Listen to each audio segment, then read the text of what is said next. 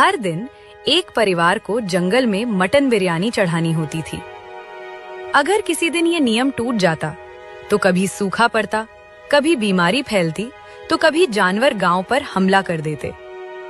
आज इस नियम की बारी थी रघु और उसकी पत्नी सरिता की। दोपहर की धूप में हाथ में टोकरी लिए दोनों जंगल की ओर बढ़ रहे थे। अरे सरिता, बिरयानी को अच्छे से दम तो दिया था ना? हाँ जी, पूरे मन से बनाई है। मसाले भी एकदम सही हैं, बहुत स्वादिष्ट बनी है। तुमने बिरयानी चखी तो नहीं? नहीं जी, बस खुशबू से ही समझ गया कि स्वाद बढ़िया है। अच्छा किया। अगर चखी होती तो हम गांव वापस लौट ही नहीं पाते। ऐसा क्यों बोल रहे हो जी? कहते हैं जो इंसान देवता की चढ़ाई हुई बिरयानी चख ले वो जंगल से कभी बाहर नहीं आता। दोनों जंगल के बीचों बीच पहुंचे। वहां एक बड़ा काला पत्थर था। रघु ने कांपते हाथों से बिरयानी रखी। हे जंगल के देवता, आपके लिए गर्मा गर्म मटन बिरयानी लाए हैं। इसका स्वाद स्वीकार करें और हमारे गांव को माफ करना। हवा अचानक तेज चलने लगी। पत्तों की सरसराहट किसी फुसफुसाहट जैसी लगी। रघु जी, चलो जल्दी यहाँ से। बिना पीछे देखे दोनों तेज कदमों से गांव की ओर लौट चले।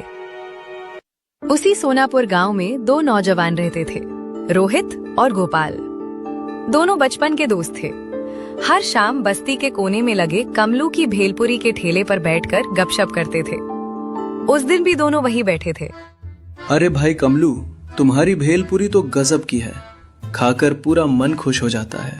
सच कह रहा है, ऐसी चटपटी भेलपुरी कहीं नहीं मिलेगी। क्यों ना आज जंगल के शैतान को ही तुम्हारी भेलपुरी खिला दे, फिर देखना रोज रोज बिरयानी मांगना बंद कर देगा। अरे भाई, ऐसा मजाक मत करो। आज मेरी बारी है जंगल जाने की। वैसे ही दिल कांप रहा है। तो क्या हुआ, हम दोनों भी चलेंगे, देखेंगे आखिर कैसा है वो शैतान। नहीं भाई, जब तुम्हारी बारी आए तब जाना, मेरे साथ मत आना।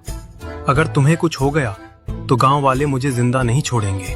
चल छोड़ रोहित, हम फिर कभी जाएंगे। दोनों दोस्त हंसते हुए घर चले गए। अगले दिन सुबह पूरे गांव में सनसनी फैल गई। कमलू जंगल से वापस नहीं आया था। ये खबर आग की तरह फैल गई। कमलू की पत्नी कमला रोते बिलखते सीधे मुखिया के घर पहुंची। मुखिया जी, मेरे पति कल जंगल गए थे, अब तक नहीं लौटे। कमला, लगता है उसने बिरयानी खा ली होगी। इसी वजह से जंगल के शैतान ने उठा लिया। नहीं मुखिया जी, वो कभी नॉनवेज खाते ही नहीं। बिरयानी उन्होंने नहीं खाई होगी, जरूर कुछ और बात है। लगता है इस बार कुछ अलग हुआ है।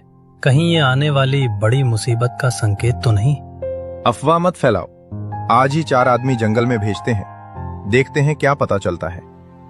4 गांव के लोग जंगल में गए। शाम तक खोज करते रहे, लेकिन ना कमलू मिला, ना कोई निशान।